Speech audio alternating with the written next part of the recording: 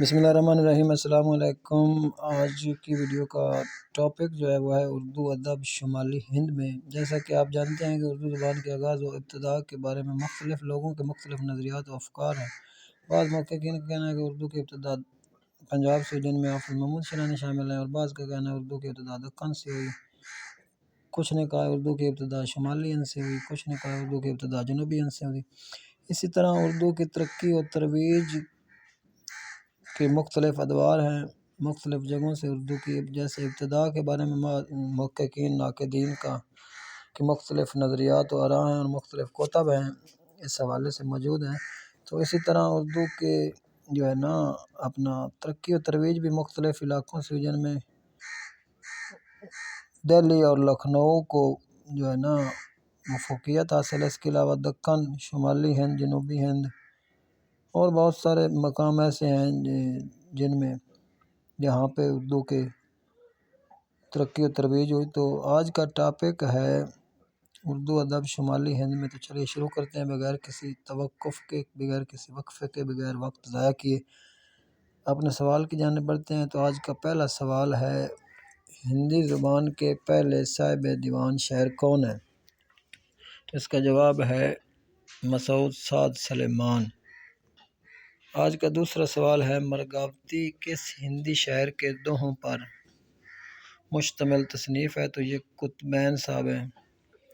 آج کا تیسرا سوال ہے، پنجاب میں اردو کے پہلے صاحب دیوان شاعر کون ہیں؟ تو اس کا جواب ہے حضرت نوشہر گنج بخش۔ یہ وہ پنجاب میں اردو والی نہیں ہے جو حافظ محمود شیرازی صاحب کی کتاب ہے، وہ اردو کے حوالے سے اور اردو کے ابتدا کے حوالے سے ہے۔ تو یہ اردو کے آغاز و ابتدا کے بارے میں حضرت نوشہر گنج بخش کی پہلی تصنیف ہے۔ اگلا سوال ہے، چوتھا سوال، صمد باری غریب اللغات کس کی کتب ہیں؟ یعنی یہ تین کتب ہیں جن میں صمد باری، صمد ایک علیحدہ سے کتاب ہے، باری علیحدہ سے ہے، غریب اللغات علیحدہ سے ہے۔ تو یہ عبدالواسع حنفی صاحب کی، جن کی لغت کی مشہور و معروف کتاب ہے غریب اللغات۔ تو یہ تینوں کتب جو ہیں وہ عبدالواسع حنفی صاحب کی ہیں۔ تو آج کا پانچواں سوال، امیر خسرو کا اصل نام کیا ہے؟ تو ان کا اصل نام ہے ابوالحسن یمین الدین۔ چھٹا سوال ہے آج کا، شمالی ہند کے کون سے شاعر ہیں جن کی 99 تصنیف ہیں؟ یعنی وہ 99 تصنیف کے خالق ہیں، ایک کم 100 کتب جو ہیں انہوں نے تخلیق کی۔ تو یہ ہیں امیر خسرو صاحب جنہوں نے 99 تصانیف کی۔ تو آج کا نیکسٹ کویسچن ہے، شمالی ہند کے اس شاعر کا نام بتائیں جو سپاہی تھا لیکن موسیقی کا ماہر بھی تھا، تصور کیا جاتا ہے۔ تو ان کا نام ہے جعفر زیٹلی۔ جعفر زیٹلی ہی وہ اردو ادب میں اولیت شامل ہیں، یعنی پہلے ہیں وہ اپنا ہجو نگاری کے حوالے سے جعفر زیٹلی پہلے ہجو نگار بھی ہیں۔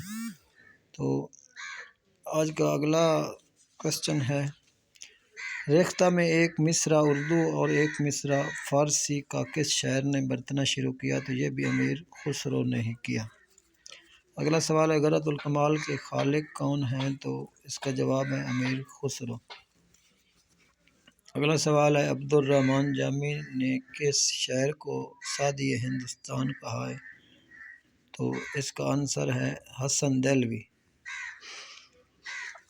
رشد نامہ کس عالم کی کتاب ہے؟ تو یہ شیخ عبدالقدوس گنگوئی صاحب کی کتاب ہے۔ اگلا سوال ہے، بھگتی تحریک کا سب سے بڑا شاعر کون ہے؟ تو یہ جیسا کہ نام سے ہی پتہ چلتا ہے بھگت کبیر صاحب بھگتی تحریک کا سب سے بڑا شاعر ہے۔ مختلف تحریکیں اردو ادب میں چلتی رہی ہیں، جن میں تحریک علی گڑھ بھی شامل ہے، اس کے بانی ہیں سر سید احمد خان، ترقی پسند تحریک سجاد ظہیر ہو گئے اس کے بانی، انجمن پنجاب اس کے کرنل ہار رائل اور اپنا اس کے جو بانیوں میں شامل ہیں وہ محمد حسین آزاد ہیں۔ تو آج کا نیکسٹ کویسچن ہے بیجک بانی اور شبد اولا کس شاعر کے مجموعے ہیں؟ تو یہ بھی بھگت کبیر صاحب کے مجموعے۔ خزائن رحمت اللہ فارسی نثر میں لکھی گئی عام تصنیف ہے، اس کے مصنف کون ہیں؟ تو اس کے مصنف ہیں جی شیخ بہاؤالدین باجن صاحب۔ نیکسٹ کویسچن ہے خوب ترنگ مثنوی اور چھند چھنداں منظوم رسالہ کے مصنف کون ہیں؟ تو اس کا جواب ہے شیخ خوب محمد چشتی سے۔ نیکسٹ کویسچن ہے عشق نامہ مثنوی کس شاعر کی تخلیق ہے؟ تو یہ مومن بیجا پوری صاحب کی تخلیق ہے۔ اگلا سوال ہے گجری عہد میں وفات نامہ کس نے مرتب کیا؟ تو یہ پیرو عالم گجراتی صاحب نے تصنیف کیا۔ اگلا سوال ہے یوسف ثانی تولد نامہ یوسف زلیخا اورنگزیب عالمگیر کے عہد کے کون سے شاعر کی تصنیف ہے؟ تو یہ امین گجراتی صاحب کی تصنیف ہے۔ نیکسٹ کویسچن ہے 1728 میں کس شخص نے ولی دکنی کو زبان و ادب بدلنے کا مشورہ دیا اور وہ مان گئے؟ تو یہ ان کے دوست ہیں شاہ ولی اللہ، اپنا ولی دکنی کے دوست ہیں شاہ اسعد اللہ گلشن صاحب۔ تو ولی دکنی اور شاہ اسعد اللہ گلشن نے مل کر ہی دہلی کا سفر کیا، تو اسی سفر کے دوران ہی شاہ اسعد اللہ گلشن نے ولی دکنی کو دکنی زبان و ادب کو بدلنے کا مشورہ دیا تو وہ مان گئے۔ نیکسٹ کویسچن ہے ولی کے محبوب دوست کا نام کیا تھا؟ تو ان کے محبوب دوست جو بہت ہی ان کے عزیز اور پیارے تھے ان کا نام ہے سید ابو المعانی۔ اگلا سوال ہے فارسی کے اس شاعر کا نام بتائیں جس نے اگرچہ اردو شاعری نہ کی مگر اردو شاعری پر اس کے اثرات موجود ہیں۔ تو یہ اردو شاعری انہوں نے نہ کی کبھی بھی، اپنا بیدل صاحب نے، یہ فارسی کے بیسیکلی شاعر ہیں، تو ان کے اثرات جو ہے نا زیادہ تر مرزا غالب نے لیے شروع میں فارسی شاعری میں، تو اس لیے یہ سوال آیا ہے کہ اردو شاعری پر ان کا اثر ہے، تو وہ مرزا غالب صاحب کی وجہ سے اثر ہے۔ مرزا غالب پہلا استاد بھی بیدل کو مانتے ہیں فارسی شاعری کے حوالے سے۔ شمالی ہند کے اس شاعر کا نام بتائیں جن کی پرگوئی جوش طبع اور رنگ سخن تک کوئی دوسرا شاعر نہ پہنچ سکا، تو وہ ہیں سراج اورنگ آبادی۔ نیکسٹ کویسچن ہے بوستان خیال کس شاعر کی طویل مثنوی ہے؟ تو اس کا جواب ہے سراج اورنگ آبادی۔ اگلا سوال سراج اورنگ آبادی کے کلام میں شاعری کا کون سا فکری پہلو کثرت سے موجود ہے؟ تو اس کا جواب ہے عشق۔ جیسا کہ ویور ہر شاعر کا ایک اپنا رنگ ہوتا ہے، کچھ شاعروں کی نے جدیدیت میں شاعری کی، کچھ نے قدامت میں کی، قدیم رنگ اپنایا، تو کچھ شعراء کے ہاں جو ہے نا نظریہ وحدت الوجود ہے، کچھ کے ہاں وحدت الشہود ہے، تو اسی طرح ہر ایک کا کسی شاعر کے ہاں مومن کی طرح معاملہ بندی کا رجحان ہے۔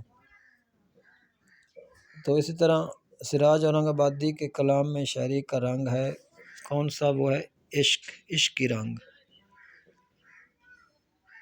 نیکسٹ کویسچن ہے 18ویں صدی کے کس شاعر کو ہجو لکھنے کی پاداش میں قتل کیا گیا؟ تو وہ جعفر زیتلی صاحب ہیں۔ نیکسٹ کویسچن ہے عادل شاہی دور میں جگت گرو کے نام سے کون سا بادشاہ مشہور ہوا؟ تو یہ ابراہیم عادل شاہ ثانی ہیں۔ اگلا سوال کتاب نو رس گیتوں اور دوہوں کا مجموعہ ہے کس کا ہے؟ تو یہ ابراہیم عادل شاہ ثانی کا ہی ہے۔ سوال پھول بن مثنوی کا مصنف کون ہے؟ تو اس مثنوی کے مصنف ہیں ابن نشاطی۔ آج کا آخری سوال یا کہ سیکنڈ لاسٹ کویسچن پرتنامہ کتب شاہی دور کی عام شعری تصنیف شمار کی جاتی ہے۔ اس کے شاعر کا نام کیا ہے؟ تو اس کا جواب ہے فیروز بیدری۔ یہ غالباً آخری کویسچن ہے۔ جنت سگار امیر خسرو کی مثنوی ہشت بہشت کا آزاد ترجمہ ہے، جس میں 8 جنتیں اور 8 محفلیں سجائی گئی ہیں۔ اس مثنوی کے خالق کون ہیں؟ تو اس کے خالق ہیں ملک خوشنود۔ تو ویڈیو دیکھنے کا بہت بہت شکریہ۔ اللہ آپ کو کامیاب و کامران فرمائے۔ تو اپنا بہت سارا خیال رکھیے گا۔ اللہ حامی و ناصر۔